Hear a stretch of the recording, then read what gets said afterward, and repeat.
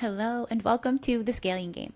This is a podcast where we discuss how we've helped direct response advertisers find and fix what's preventing them from scaling their business.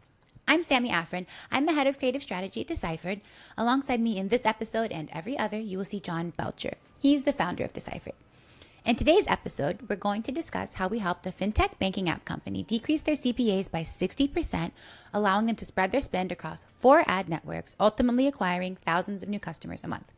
I know you want to hear all about it, but first, let me remind you to please go watch the first episode of The Scaling Game if you have not. It's about 15 minutes long, and it's a foundational episode that lays out the rules of the scaling game, making sure that we're all on the same page and playing the same game as we dive into the specifics of this case study and every other. So, enough of me chatting here. Let's jump into this one.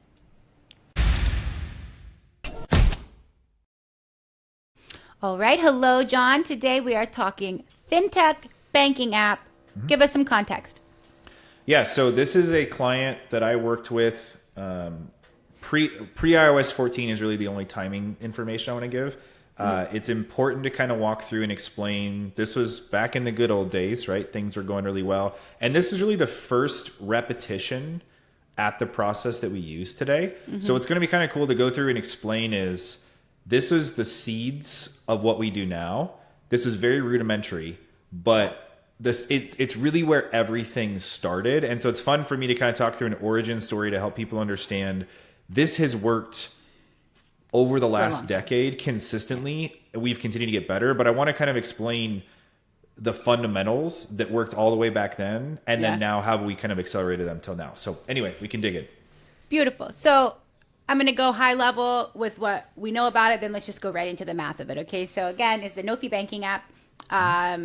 They come to you because, as all of our clients do, they reach the scaling plateau. They're thinking, okay, we cannot afford business is no longer running as usual, right? Our CPAs are too high.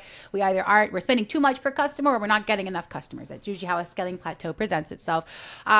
This client believed it was a media buying issue, maybe a creative issue. You came in before really breaking things out into progression rates and really looking at that broken down version of conversion rate. What did you see? So when we were working through this, they were, hey, we think there's a media buying solution. And what their idea was, hey, we get a lot of people to install the app and not a ton of people fund it. So why don't we just take the list of people who fund it and build a lookalike audience and just try and get more of those people, right? Yeah. And so it's like, okay, not a terrible idea, but that's probably like, we always talk about media buying as part of the solution, but it's rarely the answer, right? It's really like, it's rarely where things start. Right. And so for me, I was like, cool, we'll do it. We'll go set it up. We'll see if anything happens. As usual, did a little bit, but not much, right? Yeah. And so for me, I was like, I'm a sales guy by trade. And I think this is something that makes you and I, our experience unique, not necessarily unique, but just what makes us good at what we do. Transferable skills, we've both done in-person sales. And so to me, I was sitting down saying, okay, I need to get some information about the sales process. I need to sit down and see what the numbers are. And I need to figure out, is there a way that I can improve the sales process alongside this company? Because if we do that, then we're going to be able to spend more. And this was before I knew anything about the rules of paid traffic or any of this stuff that we talked about in episode 1. It was just, okay, I have to figure out how to make the sales process more efficient. So in non-paid traffic language, sales process. In paid traffic language, your sales process is your sales funnel. That is your funnel, right? And we look at funnels. We work from what we call progression rate. This is, again, I would call it a decompounded conversion rate equation. So when you broke out their funnel, let's start turning into the numbers a little bit, right? So you're thinking, okay, we've got to improve the sales process. Let's start putting it into math. When you broke down the steps in their funnel, or aka their sales process, what did you see? So the way that we do this, as Sammy said, your sales funnel is your sales process. Now, the only thing that I want to make sure is clear is some people may think, well, ClickFunnels, I have step 1, 2, 3, but then I have a webinar, and then I have like all of those things are a part of your sales process, right? Any step that someone has to take to move forward, that is what we would consider laying this out. Anything from your ad until they're checking out, like literally have purchased, anything that comes in between those two. Yeah. And it's really important. Sometimes people go, well, we're not going to count this step. It's like, you have to count this step. The step is, you have to count every single step, right? So with this particular client, the steps in their sales process were an ad click that went to a landing page. On that landing page, this was a mobile app. So there was a click through branch that would either route them to Android or iOS. Okay. They would click to install. They would go to the whichever app store. They would install the app, and then they had to go through they'd have to actually go through and fund an account. So this was not an app install client where just getting installs was the key metric. It was, we need to put dollars in a bank account, right? So funded account was ultimately like an acquired customer. Okay. So those were the steps in the process. I sat down and just laid out some math, right? So 1,000 clicks, it was about $1 a click. Went through and saw that roughly 85% of people who clicked on the ads actually made it to a landing page load. And then 35% of the people hit the landing page, clicked to install the app. And of the people that clicked to install, about 85% of them actually installed. And then only about 6% of people who installed funded the account, right? And so for me, as what you guys will learn, since this is the first episode where we're talking about our case studies, where, why, and how are the 3 questions that we ask, right? And so what I had to do here is, yep, exactly. In that order is super important. So when I went through and looked at this math, I was like, okay, we're going to ignore ads right now. I can't do a whole lot with landing page load rate. 85% is pretty good. Yeah. Click to install, maybe I can improve it a little. App install, 85%, can't really touch that. So for me, when I saw funded account being 6%, this for me was, when we're talking about where, it was very clear that we were getting a ton of people into the app, but they weren't taking that next action that was really important for us to really acquire a customer. So they're interested enough to install the app, but they're not interested enough to go and put money into the account. So that's likely what you were identifying as kind of the incongruency. Correct. Yeah.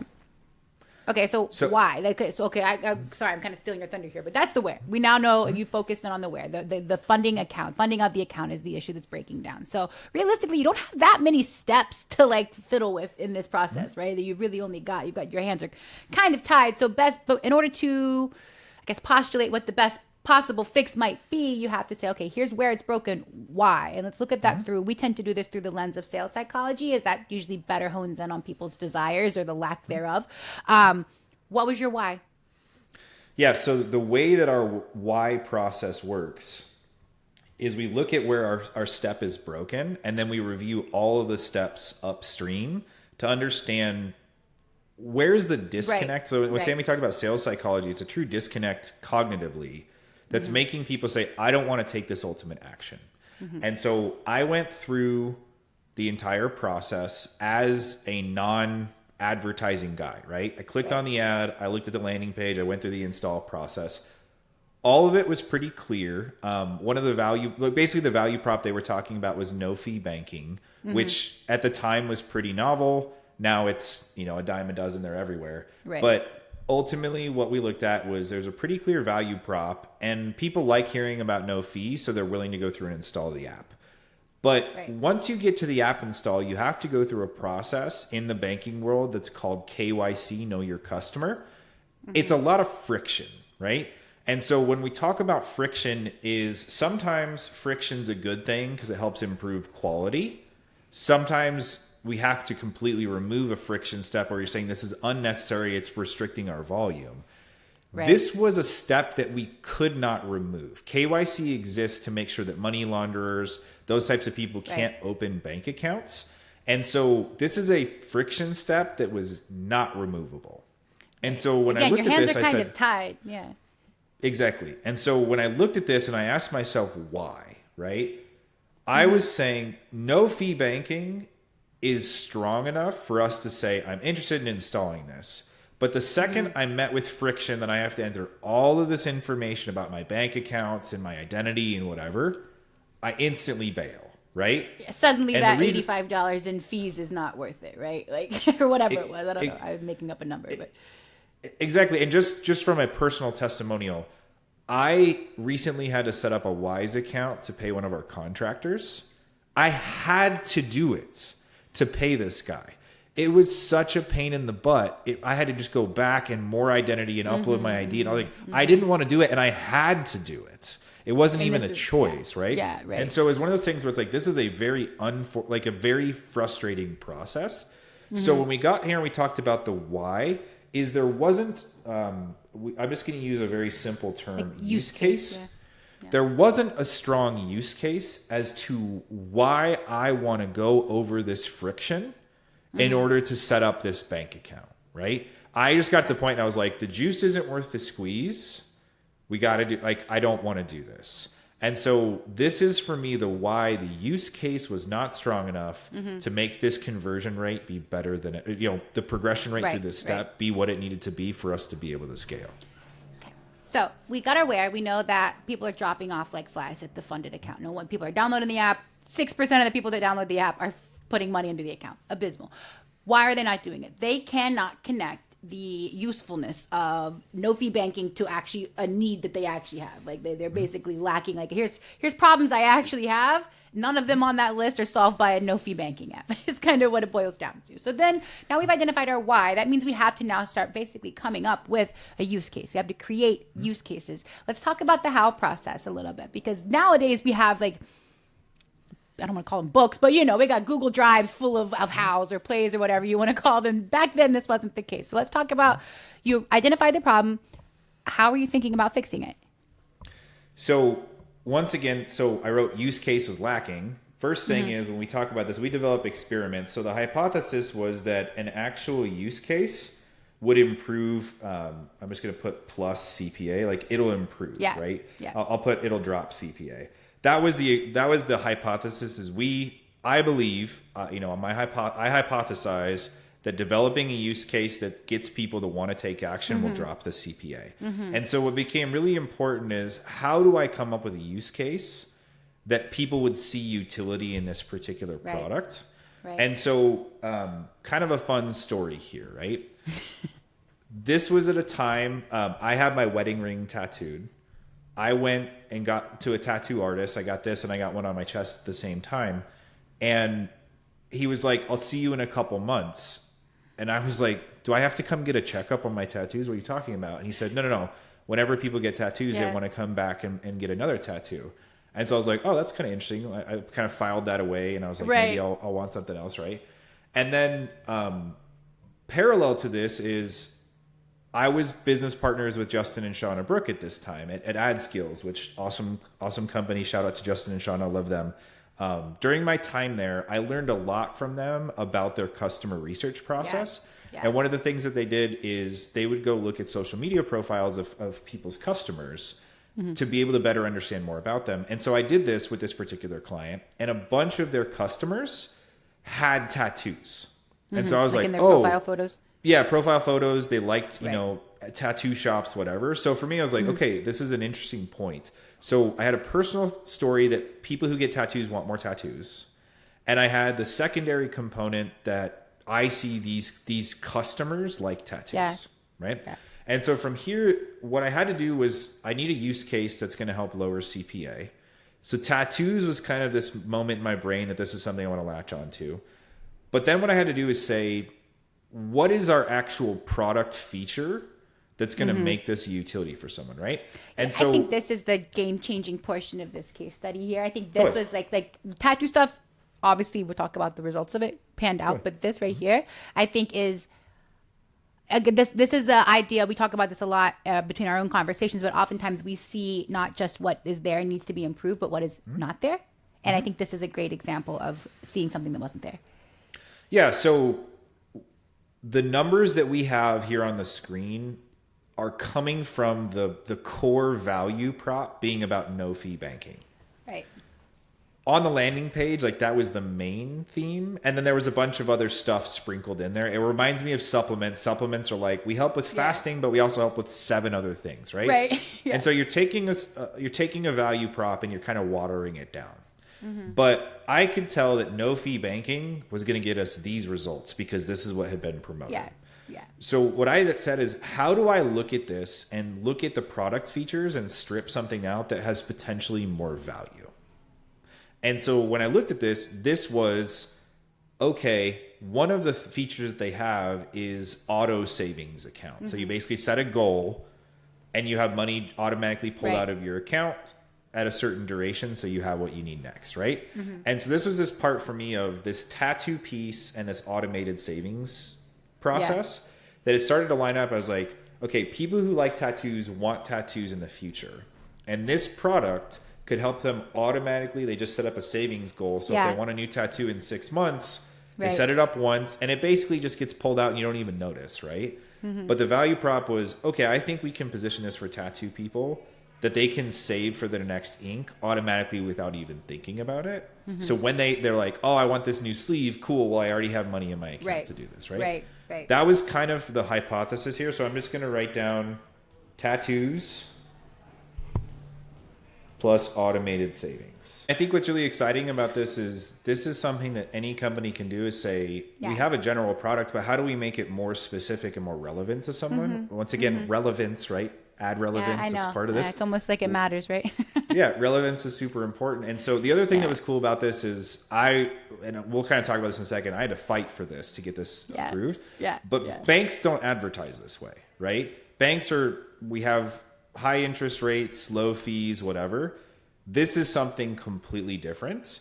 And so to me, this is that part of like being able to step outside of the norm. There's a lot of competitors in the space, in every space these days. Yeah. Yeah. And so it's really being able to stand out and showcase what makes you different. And I think the way that you market is a really good way to do that. Well, and I think what ultimately, especially now, I think like what I'm about to say is we're actually more relevant now than it was even during this case study 10 years ago. But like people anymore love to feel that a brand understands their pain points. A company understands like, oh, like there's, you know, the uncanny feeling when you read something and you're like, oh, that's me. That's what really great marketing is it makes someone say like, oh, this was crafted especially for me. Again, that idea of meeting people where they're at becomes infinitely important. And sometimes it's not by doing, again, like you didn't go and invent some crazy new thing. You didn't put together a huge new offer. You didn't do any of that, right? You just worked with what was already there and kind of gave it a little bit of a refresh. So you've decided, we know we've got to fix this funded account issue. We know that the use case is lacking and that's why people are not funding their account. So your hypothesis is that I'm going to go and I'm going to connect the features of this automated savings goal and I'm going to put it in front of people who are saving for their next tattoos. Correct? Yep. How'd you do it? So when we talk about this, I didn't have the ability to change anything after the install, right? All we really had the ability to touch was ads and the landing page, right? And so I think what's really important to discuss with this is, once again, I had to fight for this. I knew that I was going to bring this up to the CEO and the marketing team, and I was going to get laughed at. And so I came through and I said, here's my hypothesis. This is what I believe is lacking. This is the use case. This is what I've seen in my experience. I've confirmed this applies to your customer base by looking at their profiles. Yeah. This is why I think this. So what I'm asking for is $500 in ad spend. I'm going to make a couple ads. And all I did was honestly use like stock photos of tattoos. And then I used some quotes by like Kat Von D. Yeah. Those were things that was just like extremely relevant to that audience. I knew it would work really well on Facebook. And then I said, I want to make a landing page that's not this watered down basic BS from a bank. I want to talk to that person about, you care about tattoos and there's now an opportunity. So we talk about, there's either the very first thing we talk about in sales letters is problem or opportunities, right? There is now a bank that exists that will help you save for your next tattoo. Here's the name, here's the product, here's how it works, blah, blah, blah. So I followed the 12-step foolproof sales letter formula by David Fry. If you haven't looked at it, go check it out. It's an awesome structure. It won't be the first or last time you hear of it from John Belcher. But it's just one of those things that I just followed the process and went through and laid this out. And so once again, I got the most heavily doubted, criticized possible look that you can get. But I said, I'm willing to bet my job, like I was a contractor, but like my role with you, that this is going to produce better results than what you're currently doing. So cool. $500, you get ads and a landing page and we'll see what happens. And so this is essentially the use case I put together. We targeted people who like tattoos on Facebook with with an ad about tattoos to a landing page talking about how this particular app could help them achieve something that they care about. That was the experiment we put together to make this happen. And what happened? Cool. So coming down here, let me scroll down on this side so make sure this is showing up on the screen. Yep, you're good. Okay. So ultimately what happened here, as I draw on this, the thing that changed, so we're just going to talk about new numbers for a second, right? We went from a 6% funded account rate to 15%. So we nearly tripled the number of people who were willing to go through that frustrating friction KYC process, right? Didn't change a whole lot on the front end of things. So like the numbers were pretty similar for everything up to the point of install, but everything after the install changed dramatically. So let's just talk for a second about what this actually did for the business. I'm going to scroll up here so I can write this down. So at the time, the CPA prefix was about $66. We moved it down to $26, right? So we went from 66 down to 26. So we improved. It now costs us $40 less per customer. Yeah, 60%. Our conversion rate from 1.52 up to 3.79, right? So at the end of the day, CPA equals CPC divided by conversion rate. So our conversion rate drastically improved, which has helped bring our CPA down. And our target was 60, right? So we now had a ton of room in the math to scale. As you saw in episode 1, Sammy drew a little thing that says this room in the math. We have to have that so we have the ability to go spend more money. So this is where this took place. The last thing I want to draw attention to is this max CPC number right here. So based off the conversion rate that we're seeing, if we're willing to pay $60 per customer, right now, we could, after the fix, we could afford $2.28 per click. Prior to this fix, we could afford 91 cents per click, right? So now it made what we could afford in our market space to send on a click way higher. So now we knew that we could afford to go spend a lot more. So as we talk through this, there's 3 things down here below that we talk about with fixes: profitability, algorithm, diversification. We'll walk through those. Sammy, is there something you wanted to talk about first? No, I was just going to ask, I mean, we always get kind of, it's a good segue into the profitability portion of it. When we create this room in the math to scale for our clients, right? Regardless of how big the room or how small the room, there kind of comes 2 decisions on the client side, right? And that's either we are going to take volume and get that CPA back up to that threshold so we can increase our volume, or we're going to pocket that profit margin, right? Or we're going to take that CPA win and add it to our bottom line to improve the health of our business. What happened here? How did this play out? What did they decide to do here? Yeah, so first thing is, I'm just going to put a green check mark here. Yeah. We improve the profitability, right? And this is the first step for us with any client, is we have to improve profitability, because if we don't, we're not going to be able to scale. The second part of this is, what did we want to do for that profitability? So Sammy said you can either pocket it if you need more operating capital, or you can choose to go reinvest into more volume. This company cared about volume. So with this, we had more, we created more profitability. They decided to pour it back into volume. So we went and drastically increased our spend. We were acquiring thousands more customers per month. We did get back to the point where we were, back at a scaling plateau, which we'll kind of talk through here in a second with diversification, but we wanted volume. So this is what we poured money into. Yeah. Okay. All right. The second So as you pour the money back into your, I'm kind of segueing nicely here. So as you we're pouring this money back into our ad systems, right? We're putting money back in. We're getting higher numbers of conversions with a better conversion rate. What does that mean for the algorithm side of things? Yeah. So just to be really clear, Sammy and I, our whole thing, we are not huge into feed the algorithm, reseason the pixel. Like, that's mostly BS. However, AI, whatever, blah, blah, blah. There's a bunch of nuance out there that people talk about, and most of it's BS. What I want to talk about when it comes to algorithms is machine learning is very simple. The more data you feed it, the better it gets at predicting. If you have never seen the documentary AlphaGo, it's a free documentary on YouTube. Go check it out. It's a really cool understanding. It's 7 years ago. The DeepMind at Google trained a machine learning algorithm to play the Chinese game Go. And you're able to see, as they gave it more and more training data, how it got to the point of being as good as the best players in the world, right? But the reason it was able to do that is it was trained.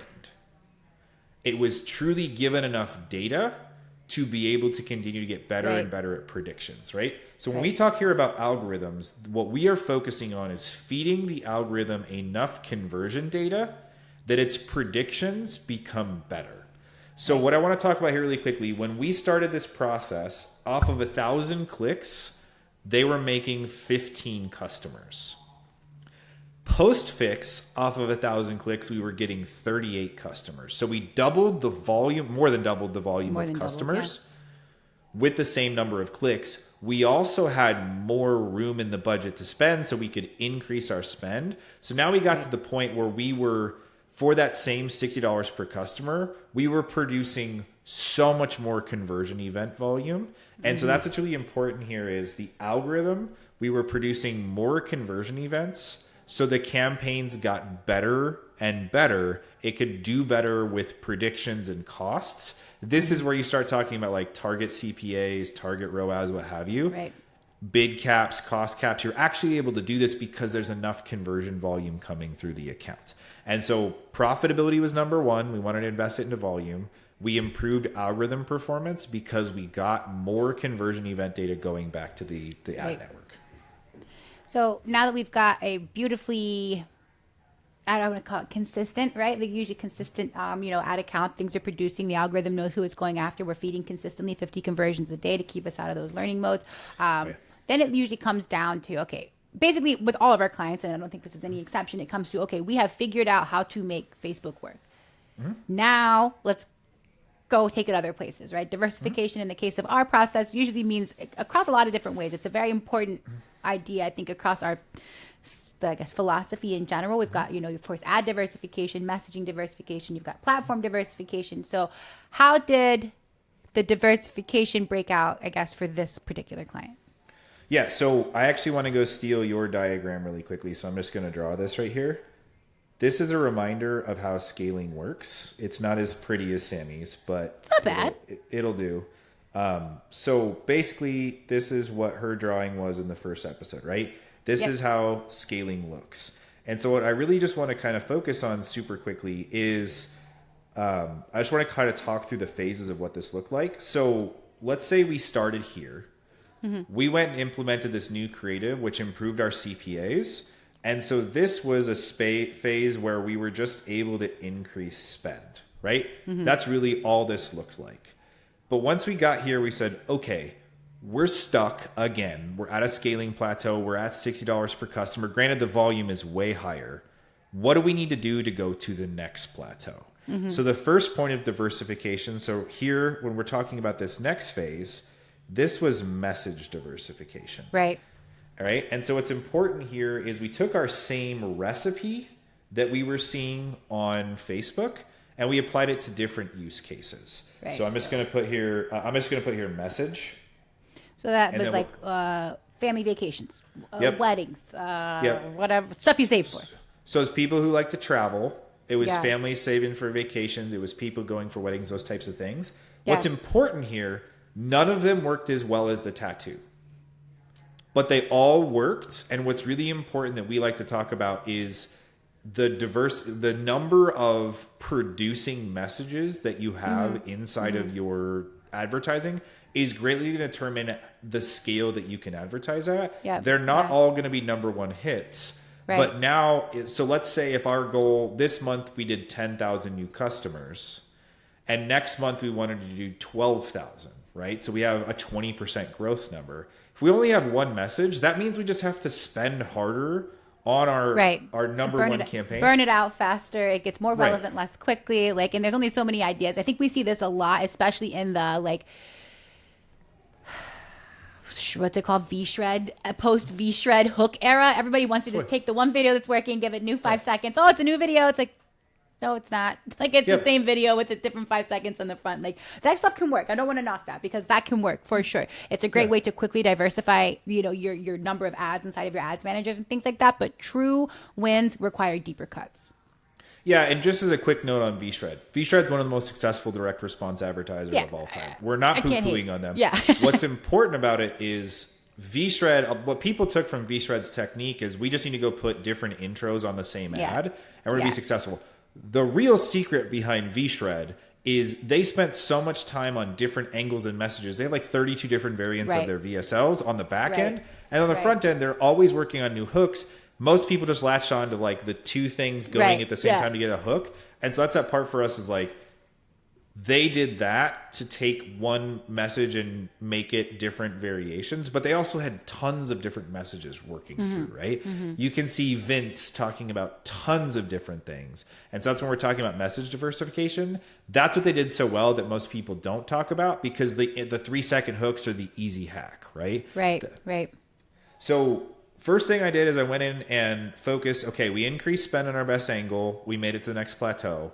Now we focus on message diversification. We added other angles in that had the ability to produce. And then our last, we were here going to this. This was about platforms. Okay. Yeah.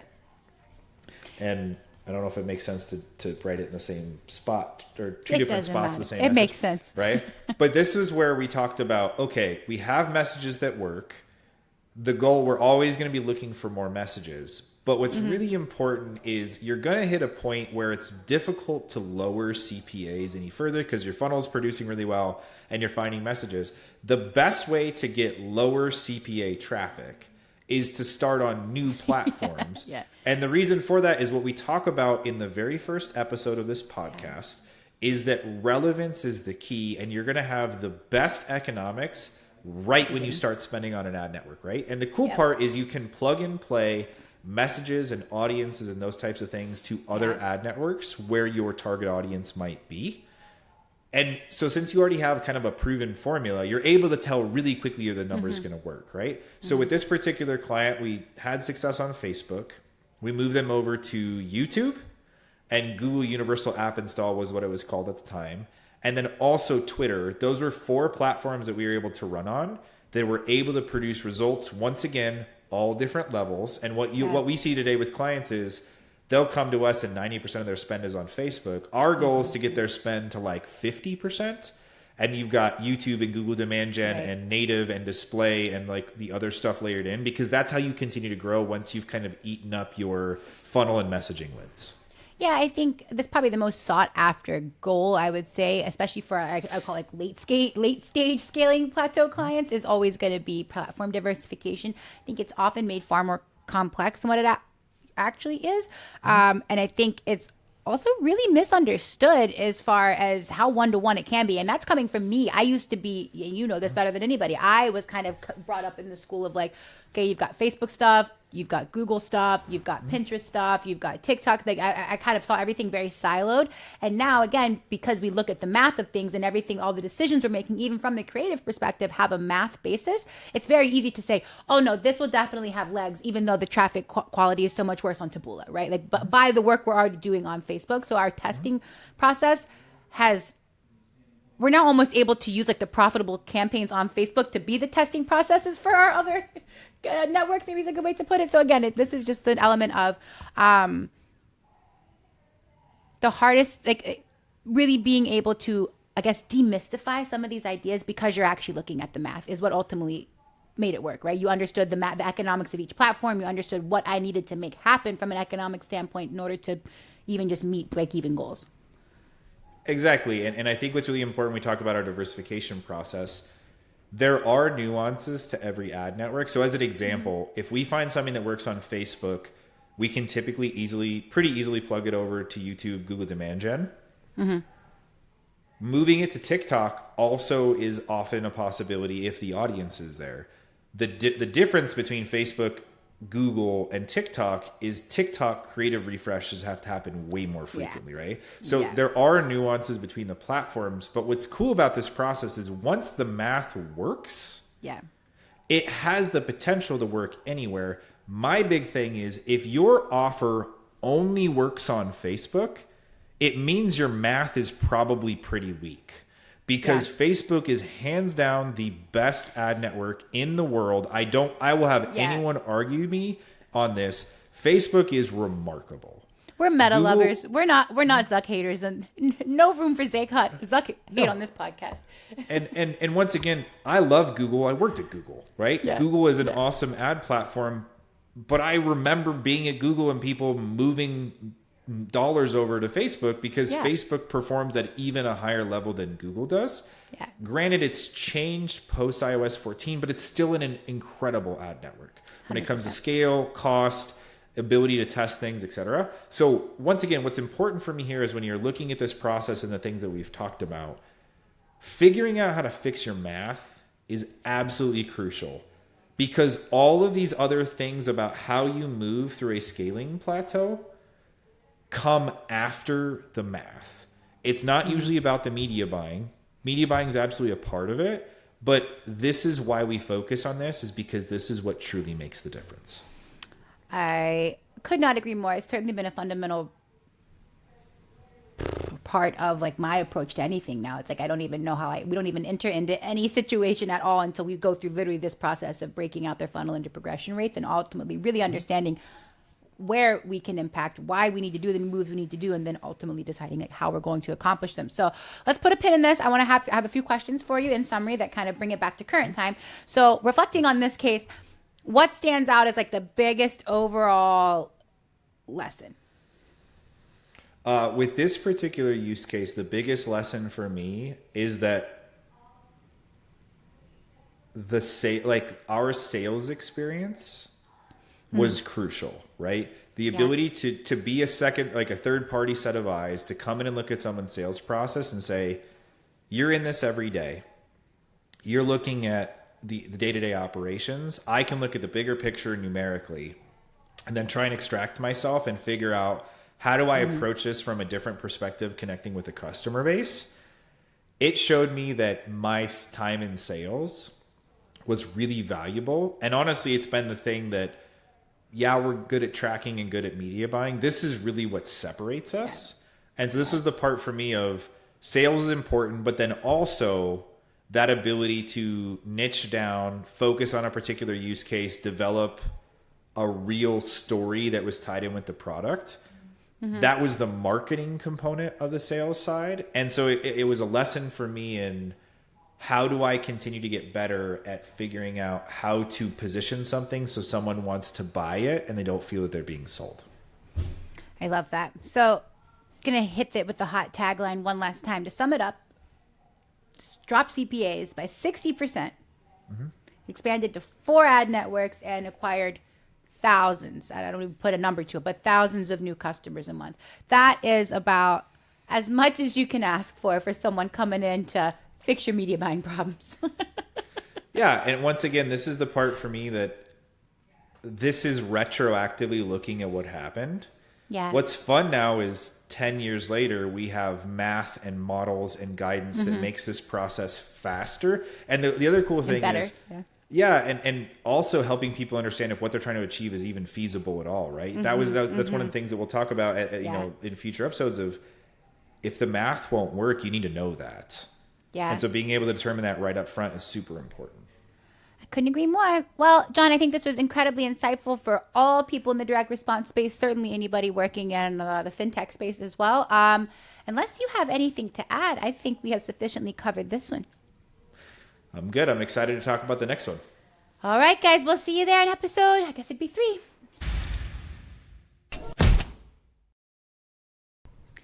Thank you so much for watching The Scaling Game. John and I know that time is your most valuable currency, so we do not take your attention lightly. If you could do us a solid and drop a comment below, letting us know what you loved, what you hated, whatever it is, leave the comment so that we can read that comment and then go and use it to inform our future content. We appreciate that as well. If you have interest in working with the team at Deciphered, you can head on over to deciphered.com. That's Deciphered with a Y. Fill out the lead form, and then we will reach out to you to schedule a feasibility assessment. Outside of that, guys, that's all I have for you today. I hope you enjoyed this episode, and I will see you in the next one.